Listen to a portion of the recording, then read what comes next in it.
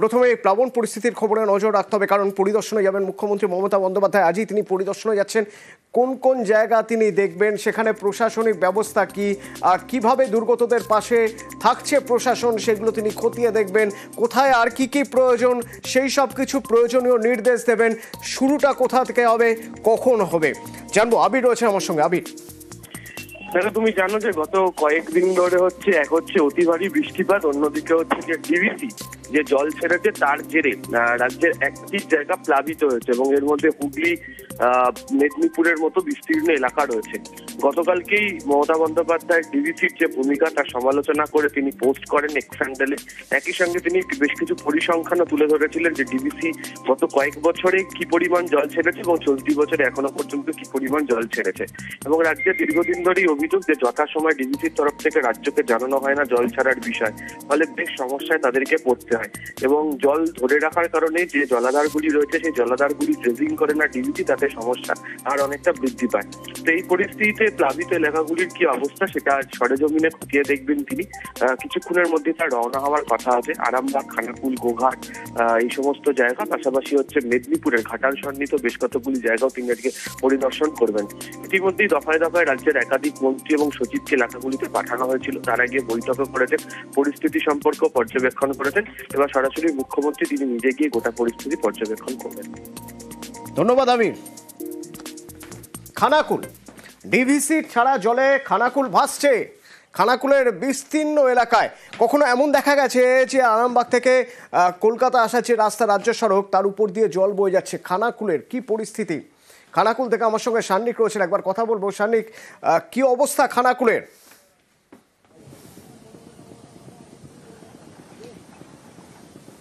খানাকুলে এখানকার একটি জায়গা জগদীশপুর, সেই অঞ্চলে রাজ্য সড়কের উপর দিয়ে এরকম ভাবে জল বওয়ার ছবি দেখতে পাওয়া যাচ্ছে।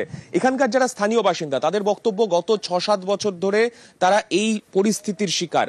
যখন ডিভিসি জল ছাড়ে তাদের খামখেয়ালিতে যখন তারা জল ছাড়ে, তারপরেই কিন্তু এইরকম প্লাবন পরিস্থিতি তৈরি হয়। যাদেরকে কাজে বেরোতে হয় তাদেরকে এই জলের মধ্যে দিয়েই তাদেরকে যেতে হয় এবং সামনের অংশটা কিছুটা দূর যাওয়ার পরে সেখানে কিন্তু কোমর থেকে এক বুকের কাছে জল।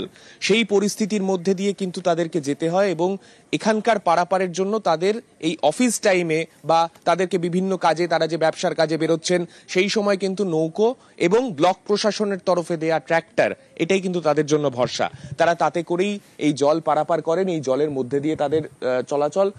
উল্টো দিক থেকে দেখতে পাচ্ছ, একদিক থেকে যারা যাচ্ছেন তাদেরকে নিয়ে যেমন একদিকে নৌকা যাচ্ছে, আবার উল্টো দিক থেকে তাদেরকে, উল্টো দিকে যারা রয়েছেন তাদেরকে নিয়ে আসছে নৌকা। এইভাবেই কিন্তু এইখানকার সড়ক যোগাযোগ আপাতত, যেটা পুরোপুরিভাবে একটা অংশের থেকে বিচ্ছিন্ন হয়ে পড়েছে। আমি উল্টো দিকে যে দিকটা তুমি দেখতে পাচ্ছ সেই দিকে এগোলে খানাকুল হয়ে সেই দিকে চলে যাচ্ছে আরামবাগের দিকে, আর পেছন দিকে সেই অঞ্চলে হচ্ছে জগদীশপুর। সেই জগদীশপুর থেকে পুরো এই জায়গার সড়ক যোগাযোগ কিন্তু পুরোপুরিভাবে বিপর্যস্ত। এখানে 4-5টি গ্রাম এই কারণে কিন্তু যথেষ্ট সমস্যার মধ্যে দিয়ে যাচ্ছেন। আমি একজনের সঙ্গে কথা বলছিলাম, তিনি বলছিলেন তাকে ডাক্তার দেখাতে যেতে হবে। গ্রাম থেকে বেরিয়ে 3-4 বার তাকে শুধুমাত্র গাড়ি পাল্টাতে হচ্ছে এই জলের কারণে। কেননা এই রাস্তা দিয়ে বড় গাড়ি যাবে না, সেক্ষেত্রে ছোট গাড়িতে করে কিছু দূর আসা, তারপরে টোটো করে কিছু দূর আসা, তারপরে এই জলটা পেরোনোর জন্য একটা নৌকা, সেখানে 10 টাকা দিয়ে তাদেরকে জল পেরোতে হচ্ছে এবং তারপরে সেখান থেকে গিয়ে তারা যখন ওই পারে যাচ্ছেন সেক্ষেত্রে আরামবাগের দিকে যাওয়ার জন্য ফের ওখান থেকে বাস ধরতে হচ্ছে।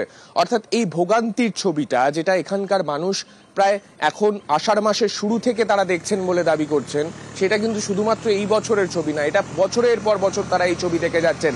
ডিভিসি যখনই জল ছাড়ছে সেক্ষেত্রেই কিন্তু।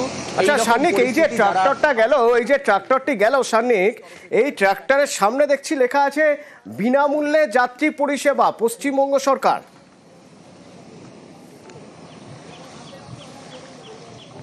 একেবারেই তাই, ব্লক প্রশাসনের তরফে ট্র্যাক্টরের পরিষেবা দেওয়া হয়েছে। এছাড়া স্থানীয় অনেকে নৌকার পরিষেবা দিয়েছেন। নৌকার পরিষেবার ক্ষেত্রে 10 টাকা করে, এপার ওপার করার ক্ষেত্রে 10 টাকা ভাড়া, এবং যদি কেউ ট্র্যাক্টরে আসতে চায়, ট্র্যাক্টর ভর্তি হতে সময় লাগে এবং তারপরে এপার ওপার হওয়ার জন্য যে ফ্রিকোয়েন্সিতে ট্র্যাক্টর এপার ওপার করছে সেক্ষেত্রে বিনামূল্যে এই পরিষেবা পশ্চিমবঙ্গ সরকারের এখানকার যারা ব্লক প্রশাসনের যারা আধিকারিকরা রয়েছেন তারা সেটা দিয়েছেন।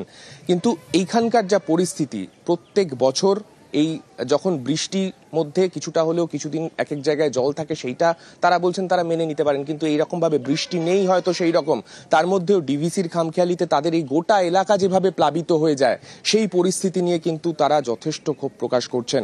তারা এই অবস্থায় এই অঞ্চলে তারা এই ভোগান্তির শিকার বছরের পর বছর ধরে হচ্ছেন। এবং যে জায়গায় যারা আসছেন তাদের সঙ্গে যদি একটু কথা বলার চেষ্টা করে দেখি। মাসি, একটু কথা বলছি, কোথা থেকে আসছেন আপনি? আমরা আচ্ছা, কোথা থেকে আসছেন? জয়রামপুর থেকে। আচ্ছা, এখানে মোটামুটি এই রকম পরিস্থিতি কত বছর ধরে দেখছেন, এই রাস্তাটার এরকম অবস্থা? এই রাস্তা এখন 15-20 বছর।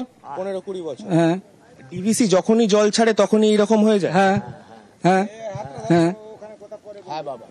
আর এমনিতে এখান দিয়ে পারাপারের জন্য আপনারা নৌকা ছাড়া আর কি কি পান এখানে? এখানে নৌকা ছাড়া আর কি পাবো? এই বছর এই ট্র্যাক্টর দিয়েছে, তাছাড়া আর ওই সব, হ্যাঁ তাছাড়া আর কিছু নাই। আমিও যে আমার নিতে হবে। এবছর ট্র্যাক্টর দিয়েছে, অর্থাৎ প্রশাসন চেষ্টা করছেন যে এই রাস্তা পার হতে গেলে কাউকে যাতে, এই দুর্ভোগ তো পোহাতেই হচ্ছে, তার সঙ্গে যাতে কষ্ট করে এত দূর আসছেন তার জন্য যেন পয়সা না খরচ করতে হয়। কিন্তু ট্রাক্টর ভর্তি হতে সময় লাগছে, তাই নৌকা বেছে নিচ্ছেন মানুষ। এ শুধু এই খানাকুলের ছবি নয়, আমরা যদি দেখি এই খানাকুলের পাশাপাশি আরামবাগ, গোঘাট একই ছবি, অর্থাৎ ডিভিসি ছাড়া জলে প্লাবন পরিস্থিতি।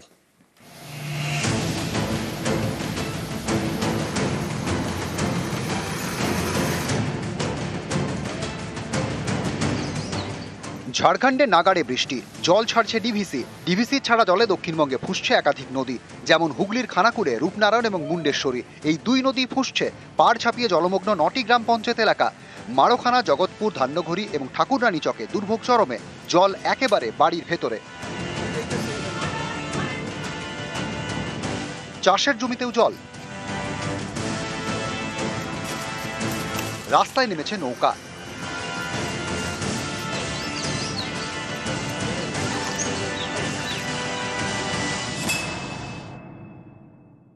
খারাপ অবস্থা, টিউবওয়েল আছে তাদের তো ডুবে গেছে, সেখানে জল পাচ্ছে না মানুষের। বাড়ির তো উপরে একাটু জল, তো সেই জায়গায় তো প্রবলেম প্রচুর। জিনিসপত্র উপরে ছাদে তোলা আছে, ছাদে তুলে সেখানে থাকা হচ্ছে মানুষের। এখনো তো জল বাড়ছে।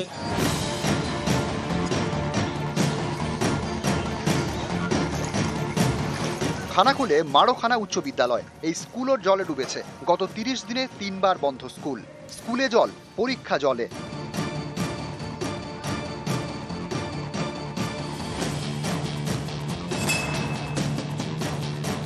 পরীক্ষা ছিল, আমরা পরীক্ষা দিতে পারছি না, জল হয়ে গেছে, 1 গোলা করে জল। স্কুল খুলছে, তার 2 দিন পরেই বন্যা, নিচু এলাকা সবসময় ডুবে যায়। জল ছাড়লে মানে সেই আমাদের পানশালী নদীর সঙ্গে আমাদের মাঠটা নিচু, তো আর মানে ওখানে জল ভর্তি হয়ে গেলে আমাদের এখানেও জল হয়ে যায়।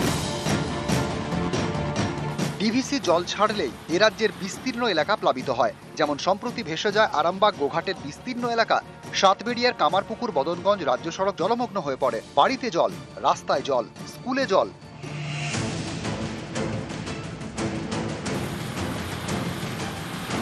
পশ্চিম মেদিনীপুরের ঘাটাল, এখানেও জমা জলে দুর্ভোগ, রাস্তায় নৌকা।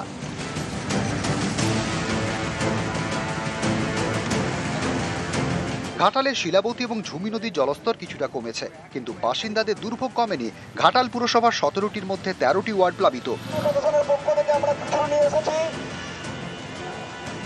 10টি গ্রাম পঞ্চায়েত এলাকাও ভাসছে। দাসপুর এবং খড়ারেও জমা জলে দুর্ভোগ।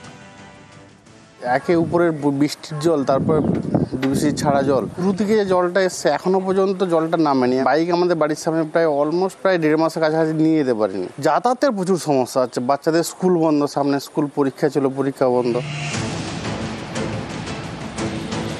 নিউজ 18 বাংলা।